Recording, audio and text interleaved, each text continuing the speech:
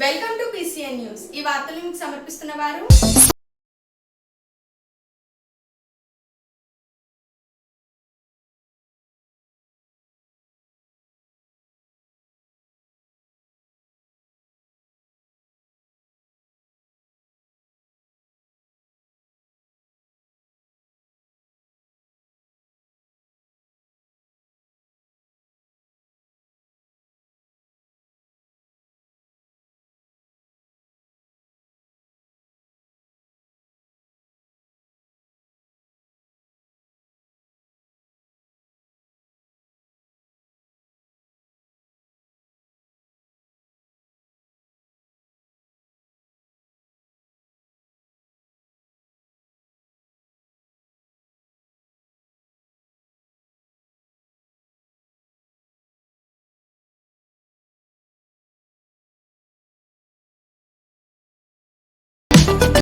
అవనిగడ్డ మండలం పాత ఎడ్లెంక గ్రామంలోని వరదల కారణంగా కోతకు గురవుతుండడం, దీనికి రక్షణ చర్యలపై శాసనసభ్యులు సమాధానం చెప్పడం జరిగింది. 157 కుటుంబాలతో ఉన్నటువంటి గ్రామం అధ్యక్ష. ఈ పాత ఎడ్లలంక గ్రామం ఈ కృష్ణానదికి సంబంధించినటువంటి 2 పాయల మధ్య ఉన్నటువంటి పరిస్థితి అధ్యక్ష. అందులో ప్రధానంగా ఇది సముద్ర మట్టానికి కూడా 6 మీటర్ల ఎత్తులో ఉన్నటువంటి పరిస్థితి. ఏదైతే ఈ యొక్క పాత ఎడ్లలంక గ్రామం సంబంధించి 2019 నుండి కూడా ఈ కోత ఎక్కువగా గురవుతున్నటువంటి పరిస్థితి అధ్యక్ష. ఎందుకంటే ఏదైతే ఈ యొక్క కృష్ణా నది ప్రవాహ మార్గం దిశ మార్చుకోవడం ద్వారా డైరెక్ట్గా ఈ యొక్క పాత ఎడ్లలంక గ్రామానికి సంబంధించినటువంటి ల్యాండ్ మీద ఇది మరి ప్రెజర్ అవ్వడంతో అక్కడ కోతకు గురవుతున్నటువంటి మాట వాస్తవం అధ్యక్ష. మొన్న కూడా 2024లో కృష్ణానదికి 11.47 లక్షల క్యూసిక్ల హైయెస్ట్ మొన్న ఏదైతే వరద నీరు వచ్చినటువంటి సందర్భంలో ఈ యొక్క కోత కూడా ఎక్కువ గురైనటువంటి పరిస్థితి. ఈరోజు చూసినట్లయితే 2-3 లక్షల వరద నీరు వచ్చినా కూడా ఈ పాత ఎడ్లలంక గ్రామం మరి కోతకు గురవుతున్నటువంటి పరిస్థితి. అందులో భాగంగానే గౌరవ సభ్యులు చెప్పినట్లుగా 310 ఎకరాలు, అదేవిధంగా 200 మీటర్లు లోనికి చొచ్చుకుని వచ్చినటువంటి పరిస్థితి కృష్ణానది ఈ పాత ఎడ్లలంక గ్రామంలో ఉన్నటువంటి పరిస్థితి అధ్యక్ష. ఈ యొక్క పరిస్థితిని దృష్టిలో పెట్టుకునే గౌరవ సభ్యుల యొక్క రిక్వెస్ట్ ప్రకారమే మొన్న 2025 అక్టోబర్లో ఒక 3-man కమిటీని కూడా ఈ సమస్య పరిష్కారం కోసం ఇవ్వడం జరిగింది అధ్యక్ష. అందులో ఎవరైతే SC, RDO, PD హౌసింగ్ ఈ 3-man కమిటీని వేయడం జరిగింది. ఈ 3-man కమిటీ కూడా అక్కడ అధ్యయనం చేసి వాళ్ళు ఒక 3 ఆప్షన్స్ ప్రభుత్వం ముందు కూడా పెట్టడం జరిగింది అధ్యక్ష. అందులో ఫస్ట్ ఆప్షన్ వస్తే ఏదైతే ఈ యొక్క ఎడ్లలంక గ్రామంలో పాత ఎడ్లలంక గ్రామంలో ఎవరైతే ఈ యొక్క 257 కుటుంబాలు ఉన్నాయో వీటిని మరింత సురక్షితమైనటువంటి ప్రాంతానికి తరలించడం ఒక మార్గం అని చెప్పి ఒక ఫస్ట్ ఆప్షన్గా ఇవ్వడం జరిగింది. అయితే అక్కడ ఉన్నటువంటి సామాజికమైనటువంటి పరిస్థితులు, అక్కడ ఉన్నటువంటి మత్స్యకారుల దృష్ట్యా ఈ యొక్క ప్రతిపాదనను వాళ్ళు తిరస్కరించి ఆ గ్రామం వదిలి వెళ్ళడానికి ఇష్టం లేనటువంటి స్థితిలో సెకండ్ ఆప్షన్గా దానికి ఎగువన ఉన్నటువంటి ఎడ్లలంక, దానికి కొంచెం హైట్లో ఉన్నటువంటి ఎడ్లలంకలో ఏదైతే అప్రూవల్ లేఅవుట్లో వాళ్ళకి ఇళ్ల స్థలాలు ఇచ్చినట్లయితే కొంతమేర మరి వాళ్ళని సేవ్ చేయడానికి అవకాశం ఉంటుందనేది ఒక సెకండ్ ఆప్షన్. ఈ 2 కాని పక్షంలో మూడవది ఏదైతే సాంకేతికంగా దాని రక్షణ అంటే ఏదైతే బాథమెటిక్ సర్వే, టోపోగ్రాఫిక్ సర్వే, అదేవిధంగా సాయిల్ టెస్టింగ్ సర్వే చేసి అక్కడ గ్యాబింగ్ వాల్ నిర్మాణం చేయడం ద్వారా కొంత ఆ యొక్క రక్షణ తీసుకోవచ్చు ఈ యొక్క పాత ఎడ్లలంక గ్రామానికి అని చెప్పి దానికి 50 కోట్ల రూపాయలతోటి ఎస్టిమేషన్ వేయడం జరిగింది అధ్యక్ష. ఇది CDO సెంట్రల్ డిజైన్ ఆర్గనైజేషన్ వాళ్ళ దగ్గర పెండింగ్లో ఉంది. ఇది పరిశీలన ఉంది అధ్యక్ష. తప్పనిసరిగా గౌరవ సభ్యుల యొక్క సూచనల మేరకు భవిష్యత్తులో ఆర్థిక శాఖ యొక్క ఆమోదం ప్రకారం ముందుకెళ్తామని చెప్పి తెలియజేస్తున్నాం. పాలకొల్లు లాకు దిగువ కొత్తపేటలో వేంచేసి ఉన్న శ్రీ భద్రకాళి సమేత వీరభద్ర స్వామి వారి దేవస్థానం నందు ముగ్గుల పోటీలు బుధవారం మధ్యాహ్నం 4 గంటలకు జరిగినవి. ఈ కార్యక్రమంలో first prize Athiki Bhuvaneshwari, second prize Kondeti Jyothi, third prize Arava Gauri పార్వతిలు కలిసి గెలిచినట్లు న్యాయ నిర్ణేతలు ప్రకటించారు. ప్రైజులు VB మాల్ వారి సౌజన్యంతో ఆదివారం 11 గంటలకు ఆలయం వద్ద అన్న సమారాధన కార్యక్రమంలో పెద్దల సమక్షంలో ఇస్తామని తెలియజేశారు. ఈ కార్యక్రమానికి న్యాయ నిర్ణేతలుగా రాష్ట్ర BJP మహిళా యువ మోర్చా ఉపాధ్యక్షులు అల్లూరి పద్మవర్మ, డాక్టర్ మల్లుల జ్ఞానేశ్వరి, బల్ల లీలావతి జడ్జిలుగా వ్యవహరించారు. ఈ కార్యక్రమంలో ఆలయ అధ్యక్షులు వట్టం గణేశ్వరరావు, ధర్మకర్త వాసం గుణేశ్వరరావు, కార్యదర్శి మానవ బసవరాజు, శివాజీ, బాసన మోహన్, ఎర్ర బాబీ, వట్టం కిరణ్, బాసన భార్గవి, మానవ్ గంగా భవాని, బాసన గాయత్రి తదితరులు కార్యక్రమంలో పాల్గొన్నారు. స్వీకరించి వారి ట్రెడిషనల్ లో 3 కలర్స్, ఈ 3 బాక్స్ లో అక్కడ మళ్ళీ కూర్చొని టోటల్ వేసి దయచేసి ముగ్గురు వేరే వేరేగా వేయండి, వేరేగా వేయండి. నెంబర్ అలా నెంబర్ ఉంది పైన, ఆ నెంబర్ మాత్రం వేయండి. ఆ నెంబర్ పక్కన జడ్జిమెంట్ 6-15 నిమిషాలకు వస్తుంది. అప్పుడు దాకా ఇక్కడ ఎవరో ఈ నెంబర్ దగ్గర మాత్రం నెంబర్ కనపడలేదు, మార్చుకుంటున్నారు. 11 నెంబర్ 15 మళ్ళీ వేస్తారు. రేపు సాయంత్రము 7 గంటలకి మళ్ళీ 8:15 సార్.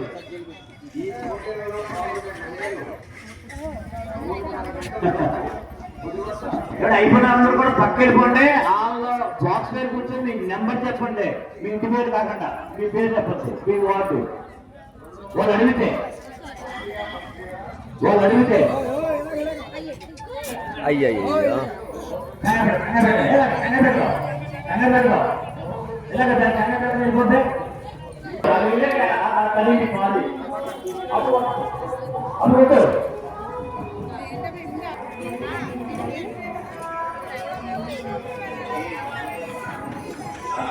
అప్పుడు పూర్తిగా అది గాలితో దేనికి దేనికి ఎగిరిపోయింది, అది మాత్రం పెట్టుకుని పర్వాలేదు.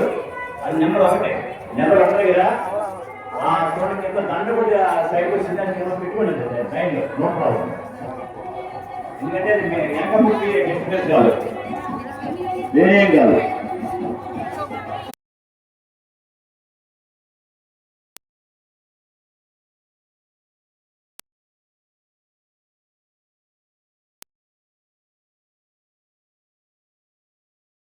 అమరావతి శాసనసభలోని వశిష్ఠ గోదావరి ఎడమగట్టు పునరుద్ధరణ పనులపై సభ్యులు అడిగిన ప్రశ్నలకు సమాధానం చెప్పడం జరిగింది. ఫ్లడ్ బ్యాంక్ ఏదైతే ఉందో ఇది మన కాటన్ బ్యారేజీ దగ్గర నుంచి అంతర్వేది వరకు, అంటే దగ్గర 92 కిలోమీటర్లు ఈ వశిష్ఠ లెఫ్ట్ ఫ్లడ్ బ్యాంక్ ఉన్నటువంటి పరిస్థితి అధ్యక్ష. ఇందులో గౌరవ సభ్యులు అడిగినట్లుగా ఏదైతే గోపాలపురం టు పి గన్నవరం అంటే 29వ కిలోమీటర్ నుంచి 48వ కిలోమీటర్ మధ్యన ఉన్నటువంటి ఏటుగట్టు పటిష్టతకు చర్యలు తీసుకోమని ఏదైతే గౌరవ సభ్యులు అడిగారో, ఈ యొక్క ఏటుగట్టుకు సంబంధించి ఆ రోజు 1986లో, ఎందుకంటే 1986లో మనకి 36 లక్షల క్యూసిక్ల మరి వరద ఆ రోజు రావడం జరిగింది అధ్యక్ష. ఇది లాస్ట్ 100 ఇయర్స్, అంటే గోదావరి లాస్ట్ 100 ఇయర్స్ కానివ్వండి, లేదా 1852లో కాటన్ బ్యారేజీ నిర్మాణం చేసినప్పుడు, ఆనకట్ట నిర్మాణం చేసినప్పటి నుంచి కూడా క్యాలిక్యులేట్ చేసిన ఇది హైయెస్ట్ అధ్యక్ష. అంటే ఇప్పటి వరకు గోదావరి చరిత్రలో 1986లో ఈ యొక్క 36 లక్షల క్యూసిక్లు అనేది హైయెస్ట్. ఆ 36 లక్షల హైయెస్ట్ని క్యాలిక్యులేట్ చేసి గోదావరి ఏటుగట్టుని పటిష్టపరచడం జరిగింది. అందులో భాగంగానే గౌరవ సభ్యులు అడిగినటువంటి గోపాలపురం టు పి గన్నవరం అనేది ఆ రోజు 2010 సంవత్సరంలోనే ఈ వరదగట్ట ఎత్తును పెంచడం జరిగింది అధ్యక్ష. వెడల్పు కూడా చేయడం జరిగింది. ఏదైతే ఇప్పుడు గౌరవ సభ్యులు దానికి అదనంగా, అంటే ఏటుగట్టుగా అయితే మొన్న కూడా 2022లో మనకు 23 లక్షల క్యూసెక్లు వచ్చింది. అప్పుడు కూడా 5-6 ఫీట్ ఆ ఏరియాలో ఇంకా గ్యాప్ కూడా ఉంది అనేటువంటి పరిస్థితి కూడా ఇరిగేషన్ అధికారులు చెప్పడం జరిగింది అధ్యక్ష. అయితే గౌరవ సభ్యులు అడిగినట్లుగా దాని మీద ఇంకా గ్రావెల్ కానీ, బీటీ కానీ, ఇతరత్ర రవాణా మార్గానికి సంబంధించి ఏటుగట్టు మీద ఏదైతే సౌకర్యాలు ఏర్పాటు చేయమని చెప్పడం జరిగిందో తప్పనిసరిగా వాటిని పరిశీలించి ఇరిగేషన్ అధికారుల దృష్టికి తీసుకెళ్లి దానికి సంబంధించిన ఎస్టిమేషన్స్ ప్రిపేర్ చేసి ఆర్థిక శాఖ అనుమతులు తీసుకుని ముందుకెళ్తామని చెప్పి మీ ద్వారా తెలియజేస్తున్నాను అధ్యక్ష. మొగతూరు మండలం కొండావారిపాలెం గ్రామం నందు భారీ పేలుడు సంభవించింది. గ్రామానికి చెందిన బొడ్డుపల్లి రమేష్ బాబు ఇంట్లో ఈ ప్రమాదం చోటు చేసుకుంది. స్థానికులు తెలిపిన వివరాల ప్రకారం మధ్యాహ్న సమయంలో ఒక్కసారిగా పెద్ద శబ్దంతో పేలుడు సంభవించి ఇల్లు మొత్తం మంటలో చిక్కుకుంది. ప్రమాదం జరిగిన వెంటనే భయంతో రమేష్ బాబు కుటుంబ సభ్యులు ఇంటి నుంచి బయటకు పరుగులు తీసి పరారయ్యారు. సమాచారం అందుకున్న అగ్నిమాపక సిబ్బంది హుటాహుటిన ఘటనా స్థలానికి చేరుకున్నారు. ఫైర్ సిబ్బంది శ్రమించి మంటలను అదుపులోకి తీసుకొచ్చారు. ఈ ప్రమాదంలో ఆస్తి నష్టం భారీగానే ఉన్నట్టు తెలుస్తోంది. అయితే ప్రాణ నష్టం తప్పడంతో గ్రామస్తులు ఊపిరి పీల్చుకున్నారు.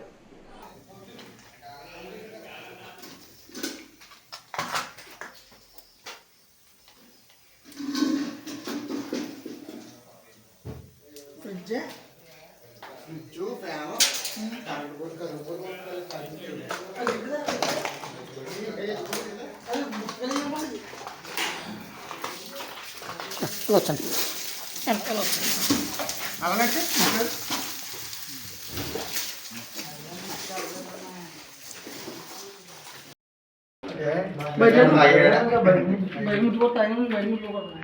లైట్ కుమార్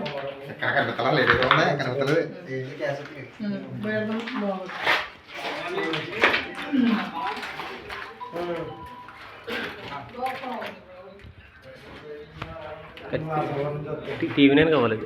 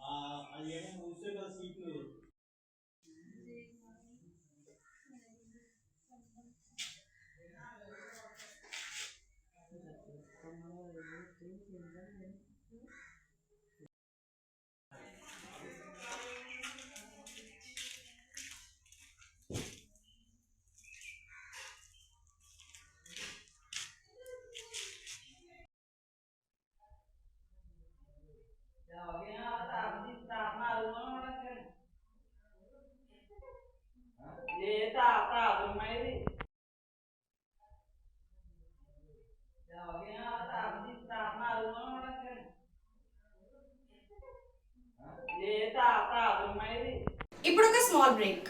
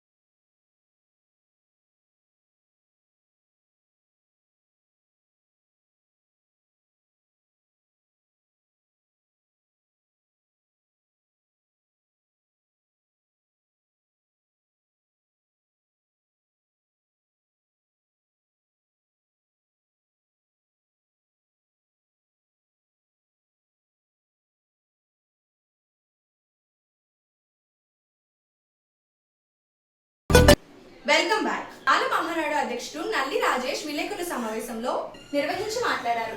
అధికారులందరికీ సమదృష్టిలో చూడాలని తెలియజేశారు.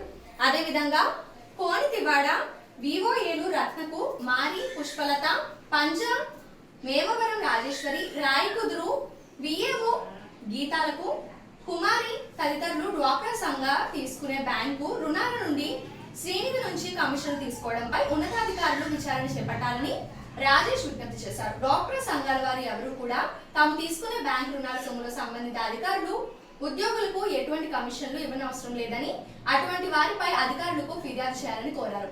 మీడియా సమావేశంలో బాధితురాలు ఏపీఎం జ్యోతిరాణి, మాల మహానాడు రాష్ట్ర కార్యదర్శులు విప్పత్తి ప్రభాకర్, మోకల్ నరసింహమూర్తి, సభ్యులు విప్పత్తి నవీన్, పొనుకుమట్ల వీరస్వామి, భూపతి లక్ష్మణ్, కప్పల కోటేశ్వరరావు, నల్లి సంజీవరావు తదితరులు పాల్గొన్నారు. గ్రామ సంఘం మీటింగ్లు కానీ సంఘ మీటింగ్లు కానీ ఏమీ జరపరు. పైన ఏమైతే జరుగుతున్నాయో అవేమీ కూడా మీకు తెలియజేయరు.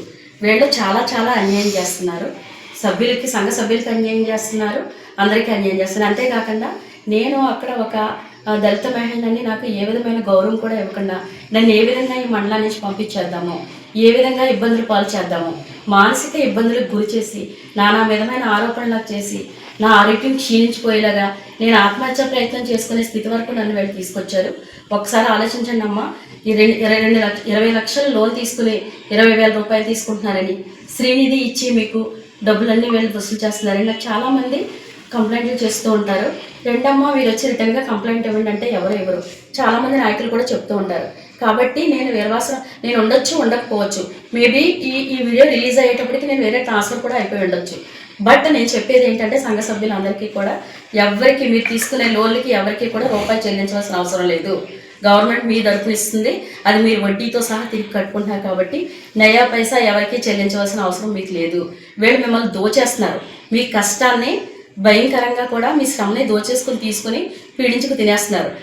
నిజంగా కనుక గవర్నమెంట్ లోతుగా దర్యాప్తు చేసి వీళ్ళు ఏమైతే పనులు చేస్తున్నారో ఒక్కసారి చూస్తే ఏ ఒక్కరూ కూడా ప్రతి ఒక్క సభ్యులకి, పేద మహిళకి ఏ విధమైన అన్యాయం చేస్తున్నారో తెలుస్తుంది.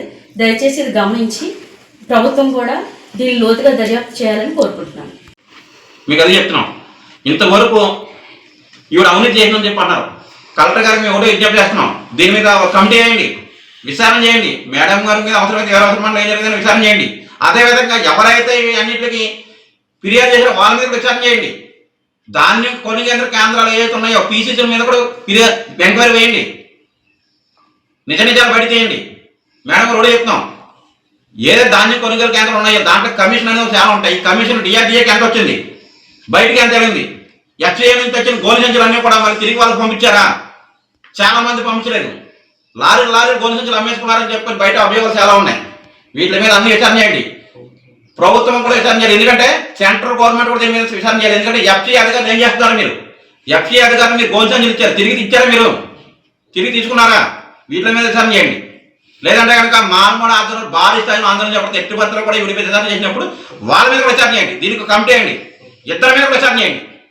లేదంటే కనుక భారీ స్థాయిలో ఆందోళన చేపడతామను మానవుడితో జైబంధు పిన్నది రాజేష్.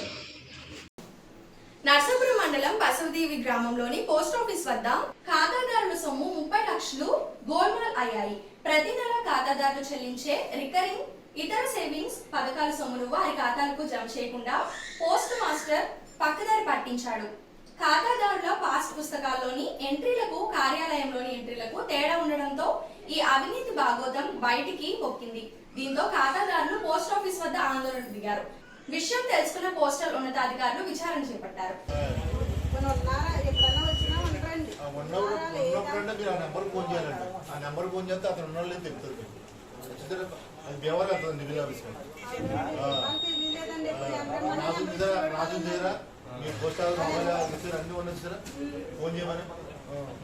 అంతే ప్రతి పోస్టర్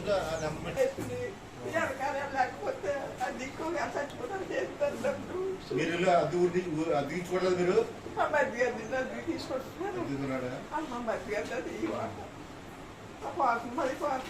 మీరు చెప్పేవారు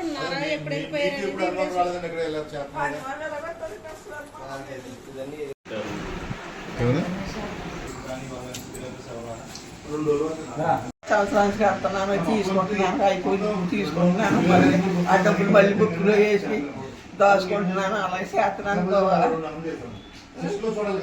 మొత్తం తీసేశారు.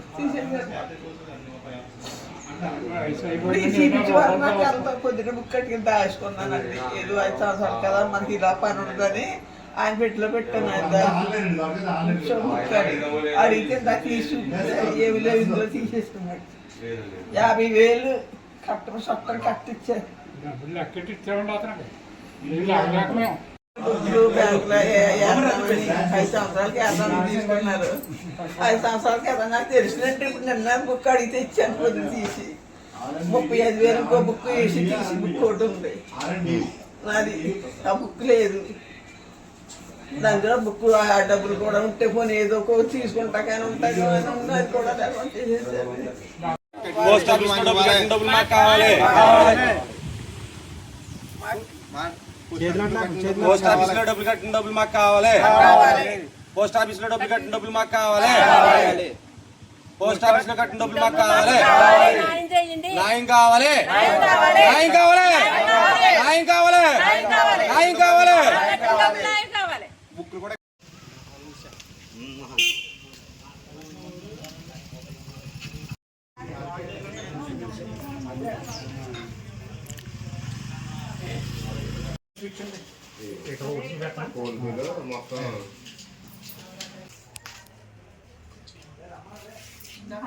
పేరు ఊరు పేరు చెప్పి మా తఫలీ బాబా జిల్లేసుకుని అయితే నేను ఈ పోస్ట్ ఆఫీస్లో నర్సాపురం వెళ్ళాక కాళ్ళు నడవు, అందుకని 50,000 అట్టుకొచ్చి ఇది ఇచ్చాను వెయ్యి బాబా అని ఇచ్చేసి బుక్ ఇచ్చేసాడు. పట్టుకొచ్చేసి ఏదో నిజం అనుకుంటాం కదా, నిజం అనుకుని ఈయన వచ్చి చెక్కింగ్ చేసుకుంటే వస్తే ఆయన బుక్ కట్టుకెళ్ళండి ఇచ్చాను. లేవమ్మా ఏదేది ఇందులో అన్నారు. అంతకుముందేమో 35,000 ఇంకో బుక్ తీసుకుని బుక్ ఒకటి వేస్తున్నాను. ఆ బుక్ అది కూడా బుక్ లేకుండా చేసేసుకున్నాడు, దగ్గర పెట్టేసుకున్నాడు కదా. అది ఇప్పుడు కనీసం 85,000 నాకు ఇవాళ రూపాయి లేదు. ఏమైనా జబ్బు వచ్చి రూపాయి తెచ్చుకుంటా కూడా రూపాయి ఇలా జరిగింది బాబా. ఆయన పేరు ప్రసాద్. ఏదో కొడుకుని చూసుకుంటున్నాను, లేకపోయినప్పుడు ఏదో ఎవరిలో ఉండాలి కదా సార్. ఏది ఎక్కడికి వెళ్ళాలన్నా తీసుకెళ్తాను, తీసుకెళ్ళిపోవాడు, తీసుకొస్తాడు, అక్కడ దింపేస్తాడు, మళ్ళీ ఇలాగ వచ్చేస్తాను ఆటో మీద. ఇలా జరిగింది. మరి ఇంకా నా పరిస్థితి ఇది. మరి ప్రభుత్వాలు ఏం చేస్తారో లేకపోతే నా బతికింటే నాకు తెలవుతుంది. అధికారులు కూడా నాకు న్యాయం చేయాలి బాబు. మరి సార్ నమస్తే అండి. మీడియా మిత్రులకి మాకు ధన్యవాదాలండి. మాది వెస్ట్ గోదావరి నర్సాపురం మండలం పసలదేవి అండి. మేము పోస్ట్ ఆఫీస్లో ఇన్సూరెన్స్ అని కడుతున్నాం సార్. అది మాకు 2 సంవత్సరాల నుంచి మేము కడతలేదని చెప్పేసి అని మీకు 2 రోజుల కిందట స్కామ్ జరిగిందని చెప్పేసి అని తెలిసిందండి. తెలిసిన తర్వాత మాకు ఇతను లెక్కన ఏం లేరండి పోస్ట్ ఆఫీస్ మాస్టరు. ఆయన లేకపోతే మేము సీతారాంపురం వెళ్ళి హెడ్ ఆఫీస్కి వెళ్ళి పట్టాలు పెట్టుకెళ్ళి చెక్ చేయించుకున్న దాకా మీకు 2 సంవత్సరాల నుంచి కడతలేదమ్మా అని చెప్పేసి అని అన్నారండి.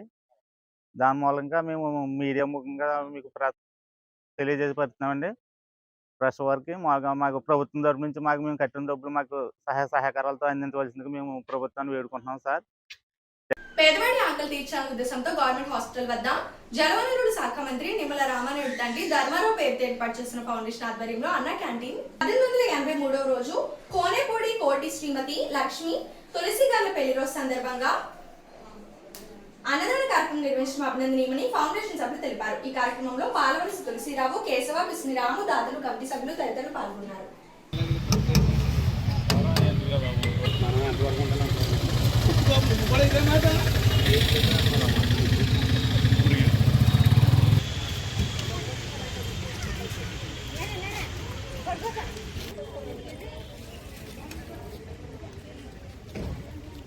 గౌరవనీయులు మన జలవనరుల శాఖ మంత్రులు, మన స్థానిక శాసనసభ్యులు డాక్టర్ నిమ్మల రామానాయుడు గారు ఈ ప్రభుత్వ ఆసుపత్రికి అనారోగ్యంతుడు వచ్చేవారు కానీ వారి అనుచరులకు కానీ ఆకలికి అలమటించకుండా ఉండాలని స్పందించి ఈ మొబైల్ వాహనం ద్వారాగా అన్నా క్యాంటీన్ నిర్వహణ నేటికి 1883 రోజులు చేరుకుంది.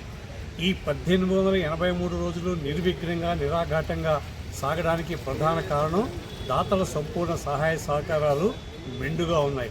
ఈ రోజున ఈ అన్నదాన వితరణ కార్యక్రమాన్ని ఏర్పాటు చేసినటువంటి వాళ్ళు శ్రీ కోనేపూడి కోటి గారు, శ్రీమతి లక్ష్మీ తులసి గారు పెళ్లి రోజు సందర్భంగా వారిది స్వగ్రామం అమరావతి, ప్రస్తుతం ఉంటున్నది లండన్లో ఉంటున్నారు.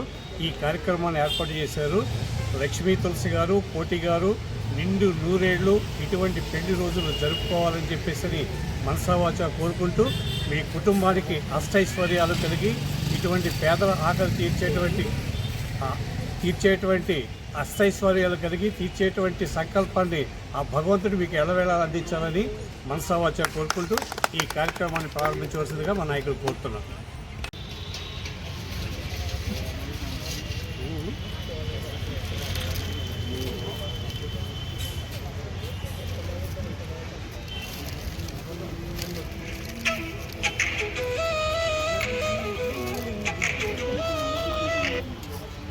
చిన్నగారు అంటే 2 ఉన్నాయండి, 2 కలిపి వైవి లంక బాడ ఉంది, ఒకటే పెట్టాము. అందుకే అటు ఇటు కాకుండా ఉందని చెప్పి ఇంకా ఏం పెట్టలేదు.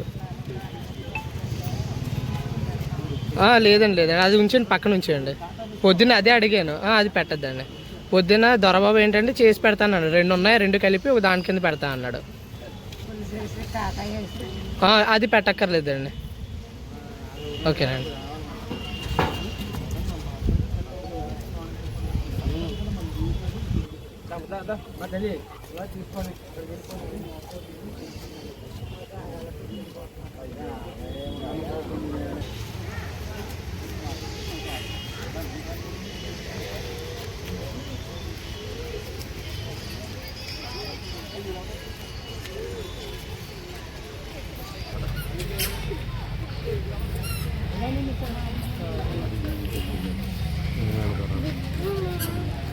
బాటిల్ పట్టుకుని